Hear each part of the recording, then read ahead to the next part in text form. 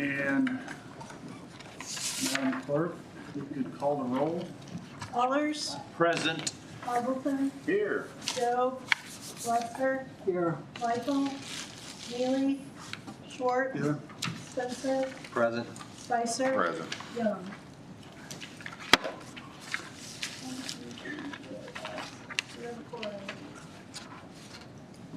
I'd like to make a motion that we approve the agenda. Second. Second. Motion to approve the agenda. All in favor, say aye. Aye. Opposed? The agenda is approved. We move down to public comments. Eric or Steffi, you're the only two public I see. Nothing? Good. So let's just kind of get into what we're doing here and what the goal, I think, is for meeting the entire budget committee. Unfortunately, not all of us are here, but I think all of us know the situation that the city is in with regards to our budget. I think it's been something that has probably not been relayed to the public very well, mainly by us, in that going forward, we're going to have real issues with our budget. And a lot of that is based on the current situation of our healthcare fund being out of balance, which has contributed to several years of supplementals required to be passed by the council in order to balance at the end of the year. What concerns me most about that is I don't believe that it's the job of staff or any other non-elected official that we deal with to balance our budget for us. I believe that's the job of the city council. As a matter of fact, and I've talked about this in the past, state statute requires us, 67010, to balance our budget between proposed expenditures and estimated revenue. So it's not an end of the year situation that the statute refers to. It's a beginning of the year situation and pre-year situation where we have an estimated amount of revenues and we propose expenditures, knowing that, and I think, Ms. Perry can correct me if I'm wrong, I think we've done a supplemental 4 years consecutively. To me, if you look at that, year one could maybe be called an anomaly. Year two, you're starting to get a little bit of a concern.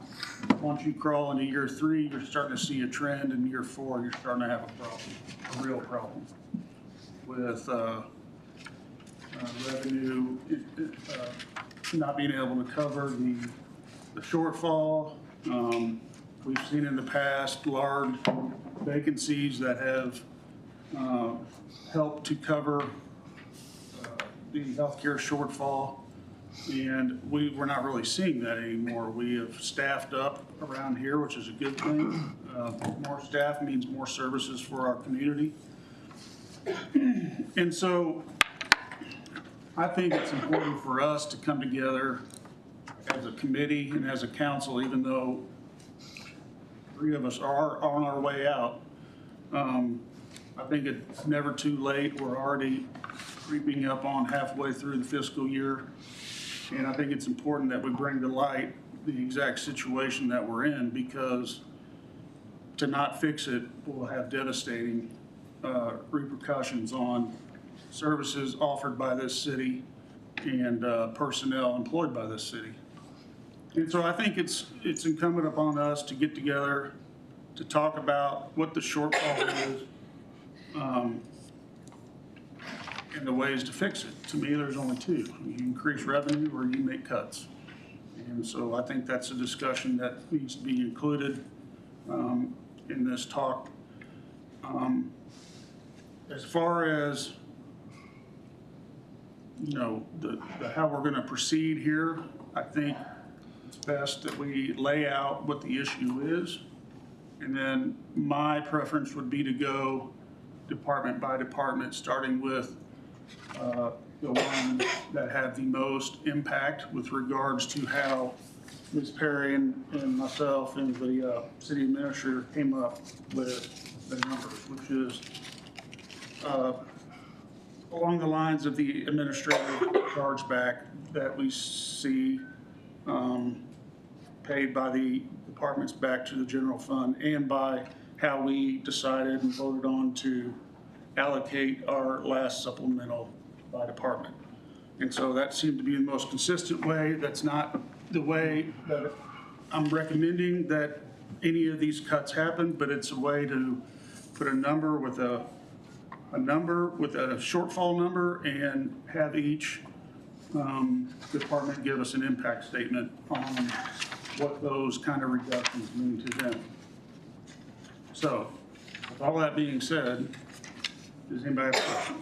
Councilman Lester. No, I don't have a question, but as I expressed in email, I don't think there's any urgency to address this right now.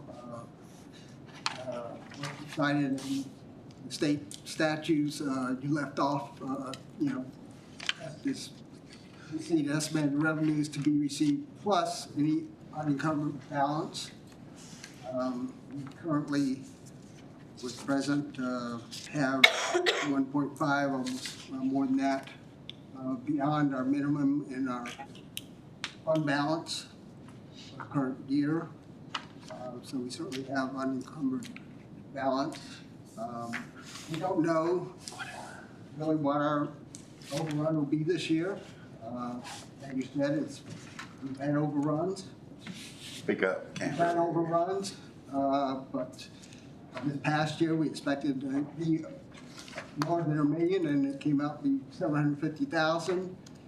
And we don't really know what it's going to be for the current, year. I think you're right. We need to look at this closer for 2026 budget and track it better. But we don't know. We put in place some measures to reduce that overrun, and we don't know how that's playing out. We know I didn't about, but we've done some other things, and I think we need to track it closer and get some more information later in the year as far as how we're doing healthcare expenditures. So again, I don't think this is needed at this point, but I do think we need to look at this closer going forward and maybe consider more closely for 2026 budget. So the situation the city's in doesn't concern you at this time? This situation always concerns me as far as our budget. Something that concerns me seems to be very urgent. It's something I'm concerned about, seems to always be urgent. And as a matter of fact, the statute does continue to go on and say that nothing herein shall be construed as requiring any political subdivision to use any cash balance. And so I think we know after 4 years that we most certainly will have a shortfall in our health care. And I think it's incumbent upon us to start tackling the problem no matter who's on the city council, whether it's folks now or folks in a month from now. I will say that I contend that the folks coming on the city council probably won't be as well versed in the budget and all those things because there's naturally a learning curve. And that's going to put you behind the 8 ball even further as you start to develop a budget starting in the late summer. So I contend we do have an urgent situation here. I contend that this situation was urgent 4 years ago, and there's nothing been done about it. One of those years, which I was complicit in, we didn't do it either. So I disagree that this is not an urgent issue. I look forward to setting the stage for the new council in order for them to make the tough decisions that are coming up. And I hope they do make those decisions. Councilman Hazelton. Mr. Chair, so I'm looking at the handout that was issued to us. So just to make sure that I'm summarizing and seeing this correctly, our anticipated shortfall for 2020. I think Sheila's gonna go through this. So can we hold that Okay, I apologize. until Sheila, I'm getting ready to turn it over to her after questions. Does anybody else have questions or comments? Councilman Spencer. Well, Councilman Lester, I guess I'm just a little confused. If you're concerned about it, then why wouldn't we want to take some steps to try to alleviate some of the burden that's going to be placed on next year's budget? I'm just kind of confused by your statement there, that you're concerned about it, but we don't need to do anything like that this time. I think what we have is a tight budget. We're talking about significant amount to adjust the budget. We know we have a challenge already with retaining and recruiting staff. The amounts you're looking at to adjust the budget, current budget, I think would impact our ability to continue with the staffing we have or recruit staff to be competitive. And I don't think anything's necessary at this time with the amount of fund balance that we have. But I do think we need to look at it. We need more data. I mean, we've got, I guess this is what we've got today is some guesstimate of what the overrun will be, but that's what it'll be. It's a guesstimate. I'd like to see numbers for our current year of what the costs have been, and look at past years and see when we tracked the expenses and compare how it's going this year and how many months out lag we have before we get some good information on the overruns. I just don't think in the past we've had good data about this subject. I think we need better data. I guess my concern is, and I'll here, is that zeroing out an account balance on healthcare, zeroing that out, every year, and to not have a reserve in that account line item is just very concerning. So I think I hope that's where this exercise will lead to, is that we can get some kind of buffer in that account for our healthcare costs instead of always asking for a supplemental or zeroing it out. So, but thank you for your comment. Any other comments? I'll contend, and I, with all respect to Councilman Lester, I think I don't agree that we have a tight budget. I think we have a severe structural problem in our budget. One that it doesn't pass the typical governing measure when it comes to whether you're budgeting for the state or municipality or county.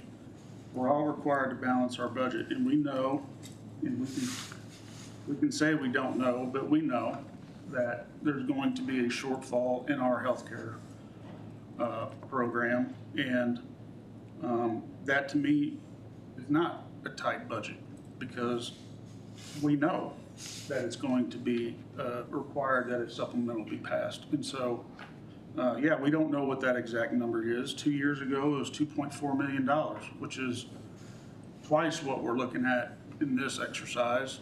This past year was $750,000, which is a little less than what we're looking at in this exercise.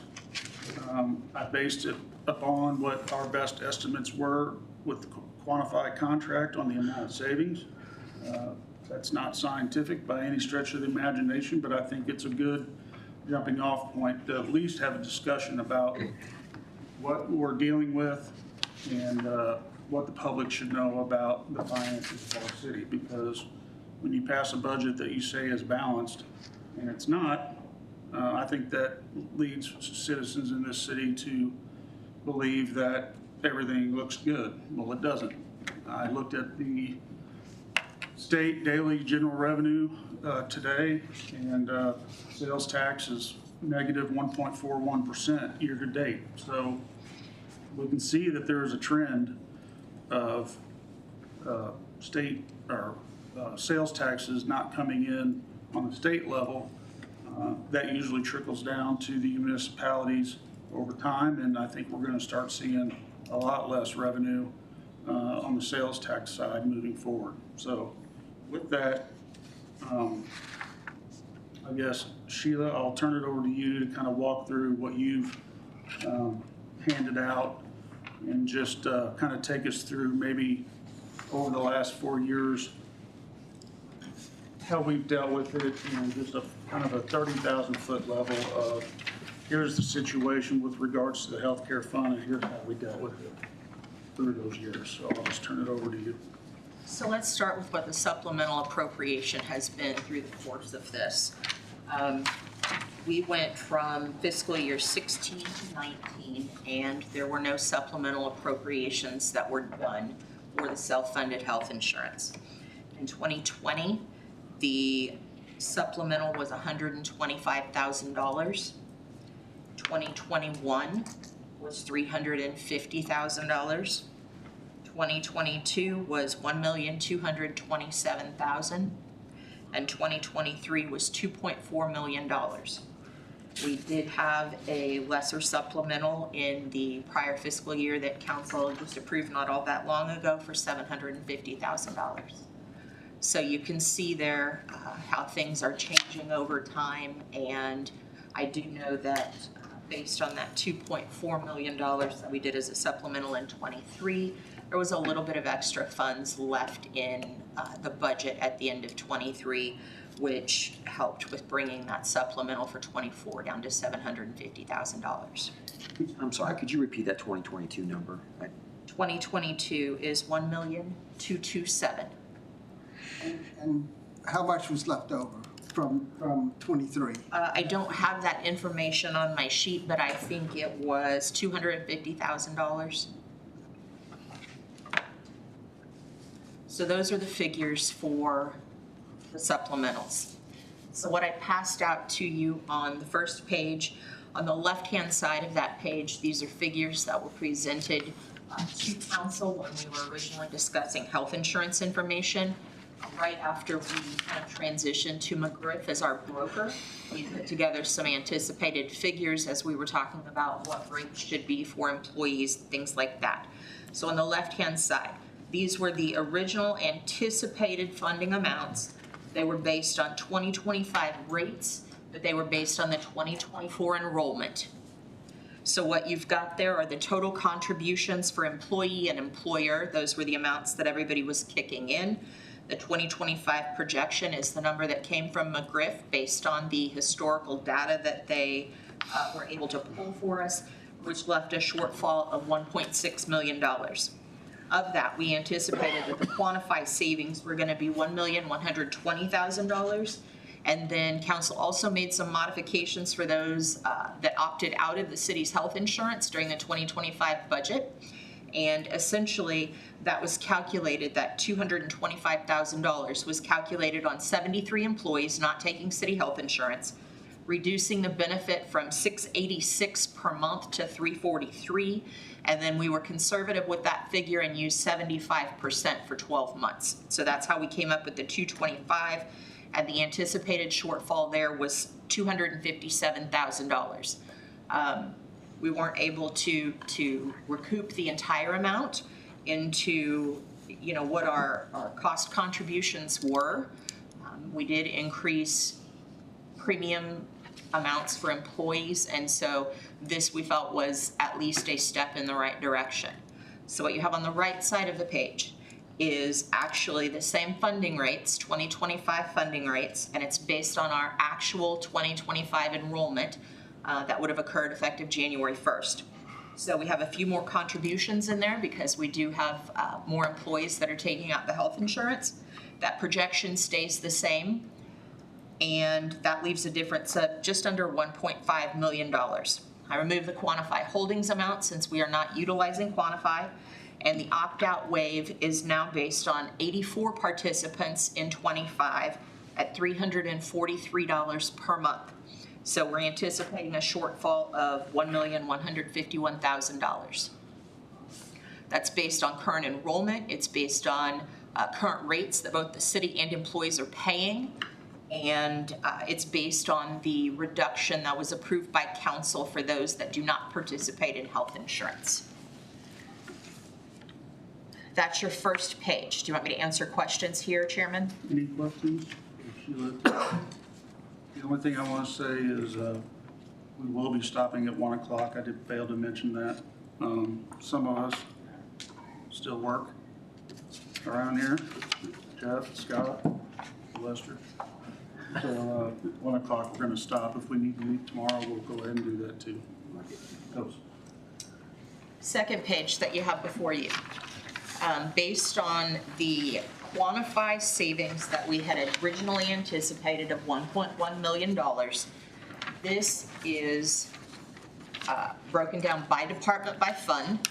The first two columns determine the administrative chargeback percentage, and the third column that's titled 1.1 million allocation, that is that quantify savings that we are not taking advantage of. And it is breaking down the $1.1 million utilizing the admin chargeback, which is the same methodology that we used for the $750,000. I do want to call attention to the fact that there are some breakdowns in this allocation. For example, there are some 10 140 accounts, 141, 142. That series relates to departments that are being dealt with by Ms. Cinzy for our grants. And so I broke those down utilizing the appropriate allocation, but those would ultimately be things that I do believe would probably be lumped into a PPS total. I'd be happy to answer any questions here. Any questions on Councilman Spencer? Does the CVB, do they have any employees that utilize our insurance? No. CVB is completely separate from us. Just a real quick comment. I think the administrative chargeback formula is the proper methodology to use. It takes some of the emotion out of basically picking winners and losers out of the healthcare cost. So I think I appreciate you providing this data, and again, I think it just really emphasizes that it's something we're already utilizing and figuring cost on other operations within the city. So I appreciate this effort here. Sheila, can you take us through, we talk a lot about the 17% fund balance that we've all determined is the kind of gold standard for,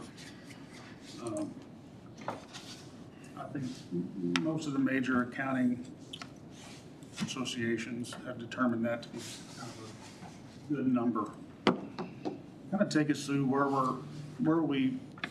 where this has gotten us by using fund balance, and if we continue to see, if we continue to use the methodology we've been using, which is to wait until the end of the year and try to use fund balance and things, where will that put us? Anything interesting yet? So one of the things I presented to council last night was a fund balance report for anticipated FY24 ending. Essentially, taking all things into account for FY24 and understanding that we are still not final with our audit. I am anticipating at this point a 20.96% fund balance, and that is after all reappropriations and after the $750,000 supplemental that was done.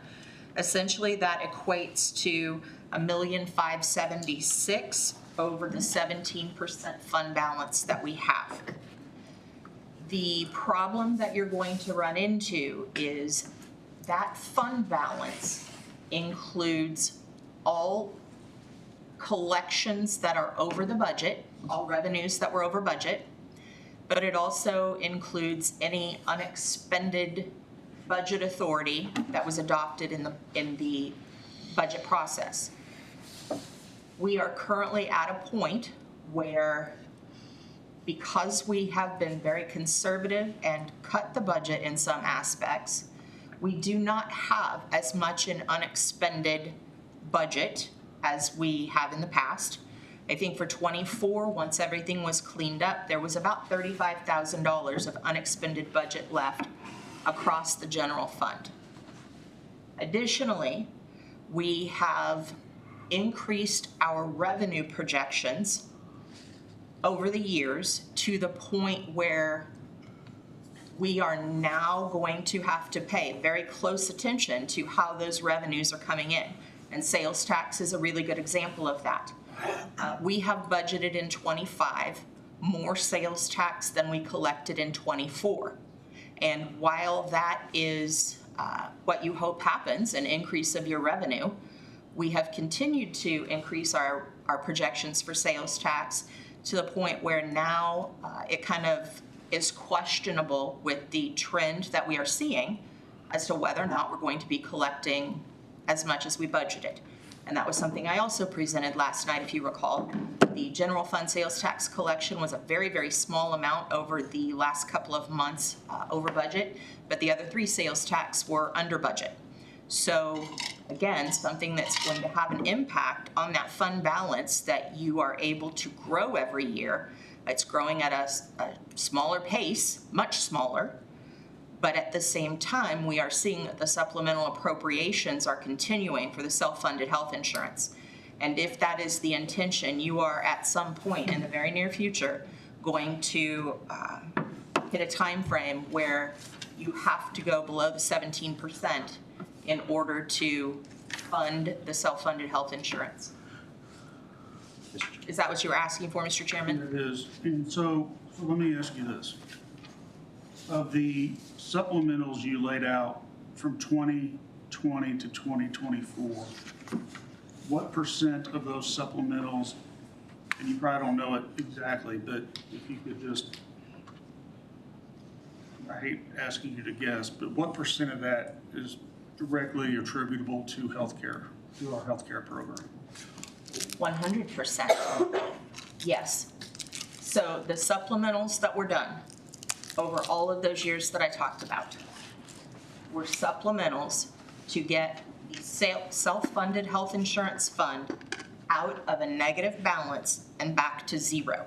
So those funds, by the end of the year, had been spent and we were obligated to cover those. So 100% of that is related to health insurance, and 100% of it was to get us out of the hole.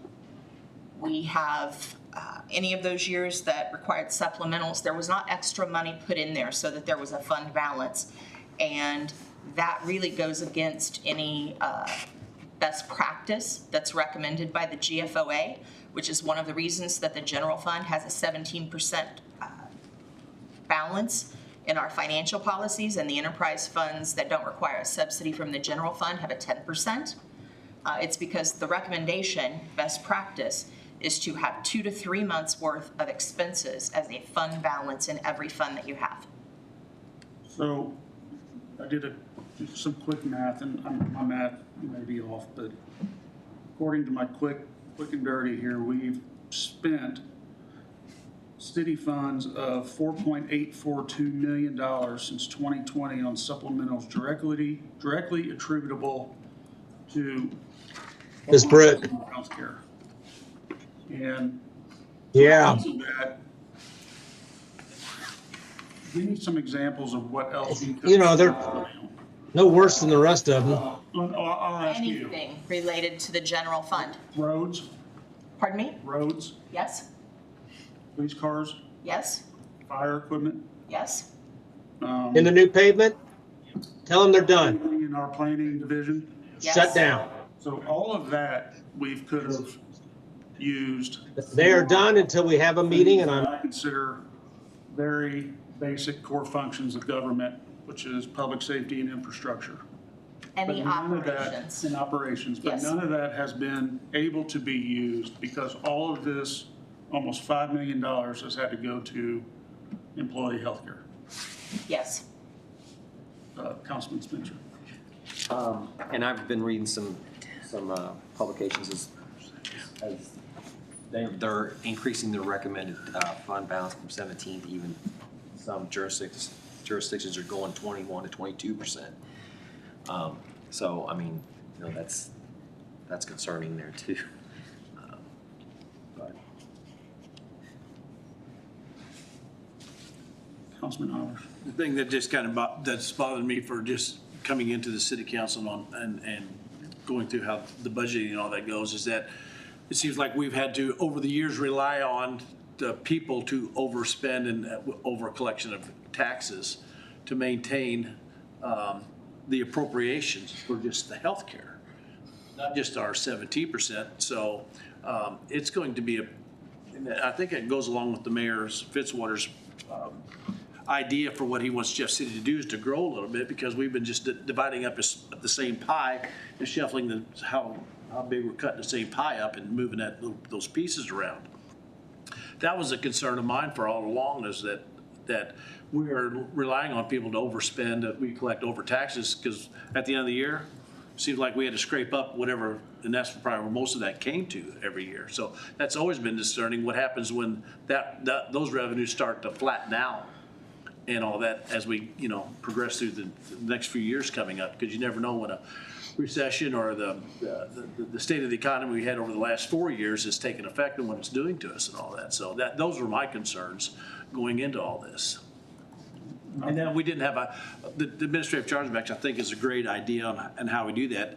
The next thing after we do this would be what percent of fund should we have in reserve, 30, 60, 90, what that number could be and should be, and how we approach that starting coming up in the next budget year, so that everybody's aware the department heads on it. This is where we're looking at, and I will agree with you. I think there is a bunch of flatlining coming up over the next few months on sales taxes generally, state, federal, and the cities and all that. And so I think it's great that we're having this meeting to kind of say, hey, we're looking out a little bit further ahead and see what the trending is going on.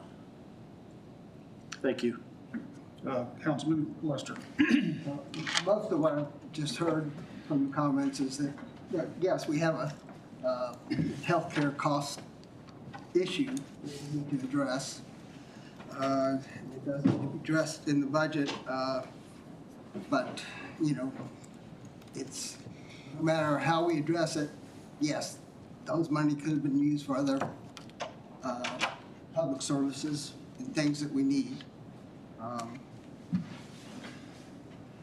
I'm going to ask what, between 22, so it ramped up the cost from 20, the whole cost for healthcare, up to a little over $1 million, and then twice that much in 23, and then back down about $1 million over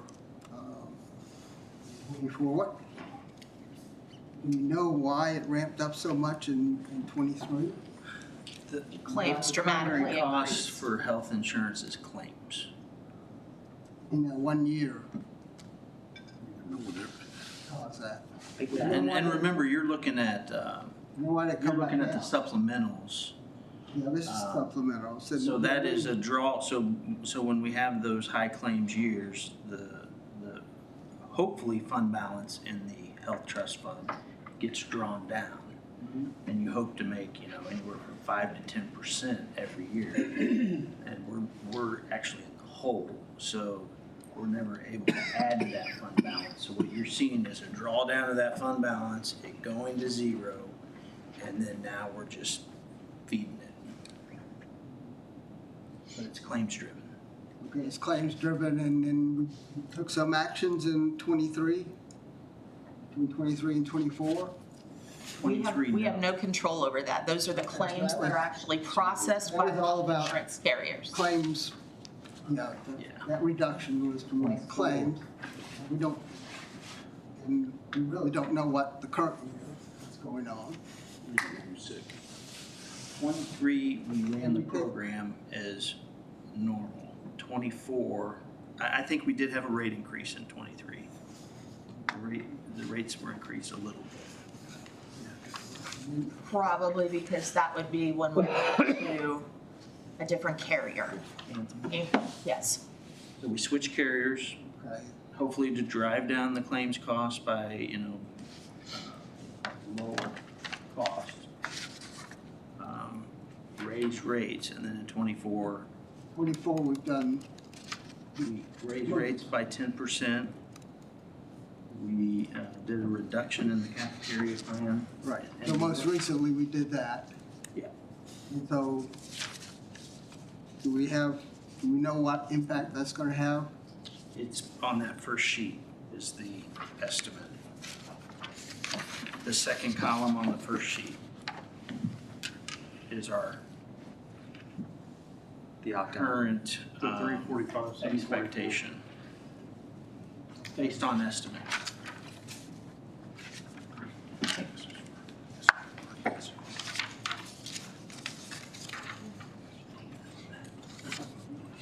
Again, it's estimates, and most of that reduction that we had before was, in terms of the overage amount, was we had less claims or cost. But I'm just saying, we don't know how much. We won't know how much until after the entire fiscal year's over. I mean, we have to balance our budget based on all kinds of estimates, based on revenue and expenditure. We And really so- won't know until essentially this time next year. If you think about it, I just brought forward to council a supplemental appropriation. That is the first opportunity to bring that number forward based on claims that were still being processed through the insurance company. Because I have no control over how quickly those claims are processed by not just the insurance company, but the doctor's offices. And so we will not know that number until this time next year. We have claims costs coming in all the time. Yes. There's always a lag. And I'm just saying, there's a better way, I think, to track this and get an idea of what the situation is shaping up for this year. What do you think that is? I'm sorry, Chairman. Do you have any suggestions on what that might be? I mean, Where don't we track the claims and the costs separately each month? For what they're coming in for? Yes. That tracking does not happen on a month-by-month basis based on services rendered. The only time that we are doing that is at the end of the fiscal year, because at the end of the fiscal year, I'm required to determine what the service period was, and that determines which fiscal year it will go into. And you saying we cannot track it that way? I'm not saying you can't. I'm saying that, those files for claims are quite large. We are not currently splitting it out. We're recognizing the expense when we get the notification that we are obligated to pay. But our broker does provide us reports that show the money for claims that's going out. And the broker is the one that provided the $6,391,624 as the estimation for the cost for 25. So we've only seen, I think right now, we've only seen November and December numbers. A majority of that went back to the old fiscal year, so Yeah. we've probably only seen January at this point because things will still be filtering in for February. Yeah, I know there's a lag, and a significant lag with health data, but I also know you can adjust and track this stuff. And I think we ought to be tracking it and have a better idea of where we're at and how it's trending. Well, we do, because we have to pay the bills every month. So we pay our bill every month. So we know exactly how much If that's we're something paying. we got, can we just give it to the committee? We have we've paid so far by month. I mean, is it in, It doesn't release any information, does it? is the amount that would, No, I probably need to put together a document. So I guess I would ask, related to the last sheet that we have, and you're talking about an adjustment, over $180,000 for police and $180,000 for fire. What impact that will have? Yeah, they're gonna come up and we're gonna go through that individually. That's the plan. What impact, so Chief Willie will speak to that here in a few minutes. Mr. Chairman, can I make one more comment here? As far as the tracking of expenses goes for the health insurance, I'd just like to remind council that for many months prior to me coming and asking for a supplemental appropriation for the self-funded health insurance, when I gave you a fund balance report during the financial updates every month, there was a line item on that report that said anticipated supplemental appropriation. That was on there because at that point, that's what we expected it to be. And as we progressed and got closer to the end of the fiscal year, I did change that number as we went to be more reflective based on the claims that we were receiving. So tracking that information happens on a monthly basis, not necessarily by the date of the service, but by the date of payment on that. And council is getting notified through that fund balance report as soon as it becomes apparent that we are going to need a supplemental. And that doesn't take long for us to get into the fiscal year to recognize that. So I just want to point out that we do discuss that as soon as it comes up and as soon as we realize that there is going to need to be a supplemental, and we continue to modify that number every month as we go. So Sheila, on, Councilman Lester brought it up on the opt-out waiver portion of your spreadsheet, that 345, 744. Yes. Well, I guess this is probably a Ryan question. We're currently in litigation with regards to the reduction of that cafeteria plan. So that number may not even, depending on the outcome of that, that number may not even be correct. It is in dispute. It is in dispute. And Councilman Hopkinson's next. So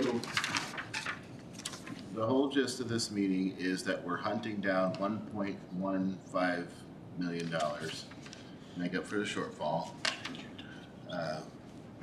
Just for my awareness, what FYE are we in as of this moment? 25. 25. The 2024 estimated unassigned fund balance over the 17% was 1.5 million. Correct. Where is Again, anticipated because financial reports and the audit for FY24 have not been finalized. So when's that audit finalized? We have until April to accomplish that. I have a meeting on Friday with the current auditors, so I will have a better idea of where we stand and how long it's going to take to finalize that.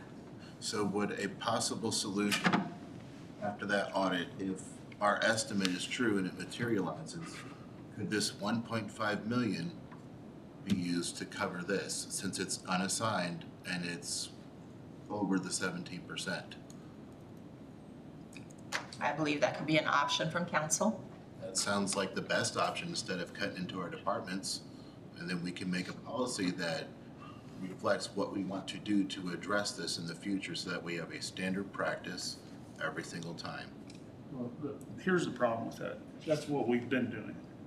And now we're running out of money. We're betting on the come if we continue to eat at our fund balance. And so the problem is, if we use that 1.5, now we're down to the 17, we know next year there's gonna be another supplemental. So how are we gonna handle that?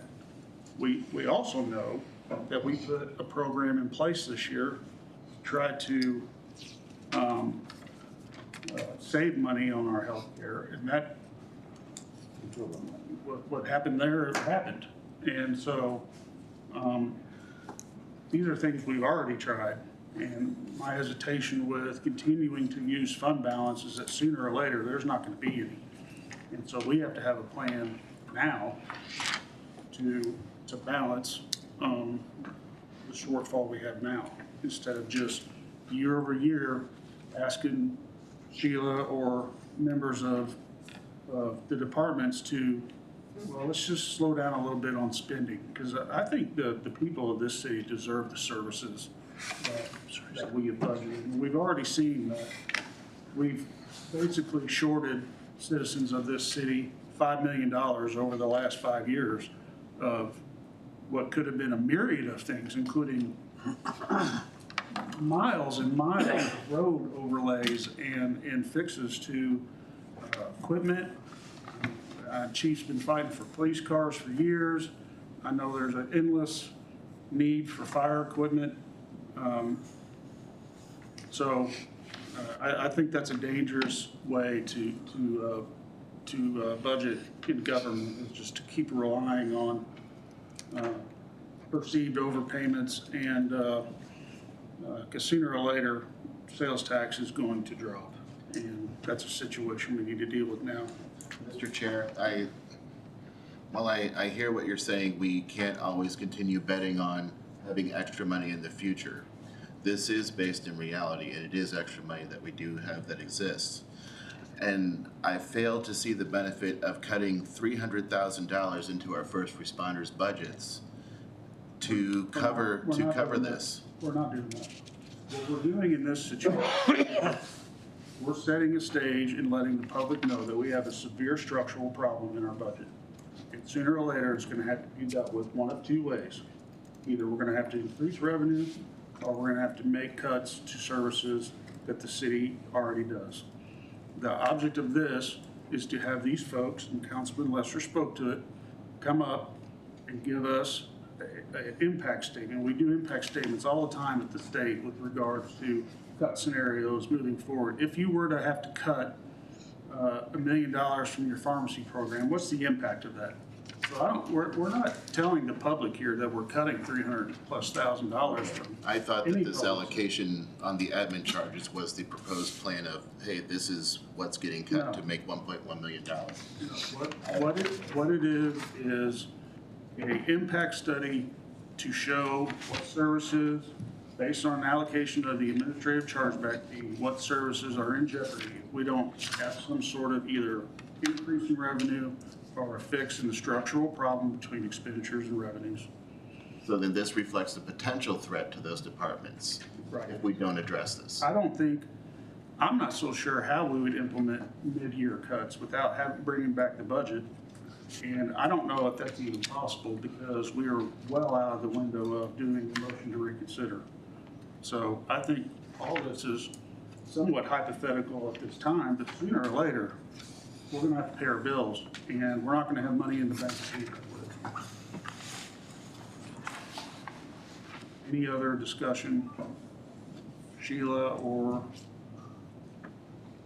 anyone? I'm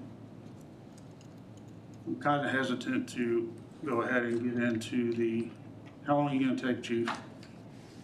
Depends on how many questions you ask me. I was just gonna give a brief, if you're asking me first, I'm gonna give you a brief overview of my 5 budgets. I'm gonna give the mayor some chance to speak, which I should have done at the beginning, but I didn't, because he's in my chair, but. Here it is. Yeah.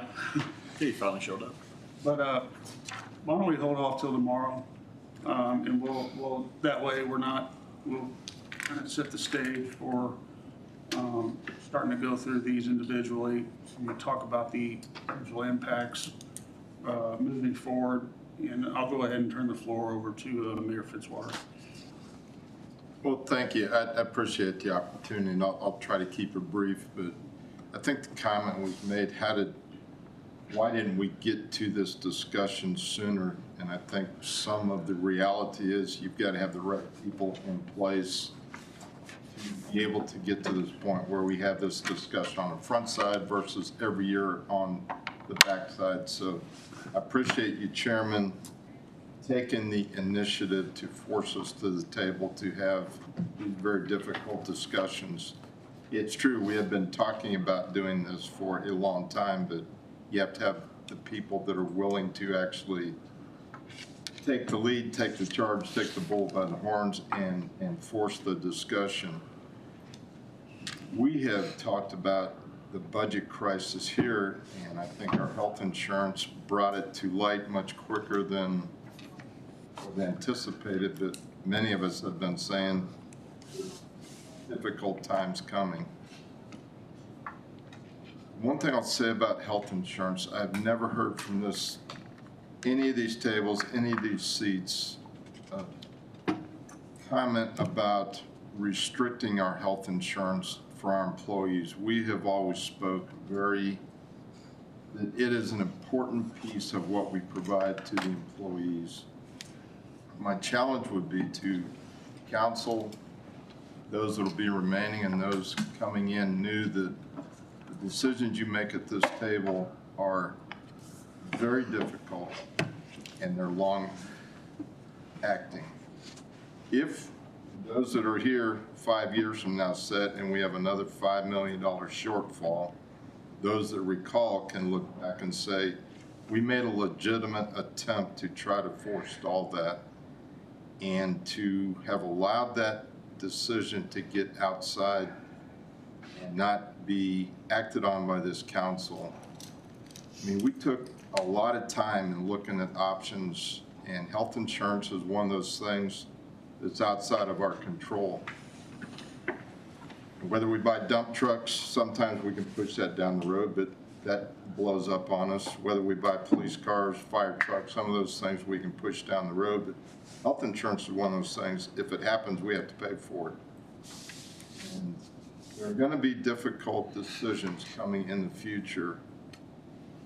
And the 10 people that sit at this table have a huge impact on what this budget looks like moving forward. So I would just encourage you that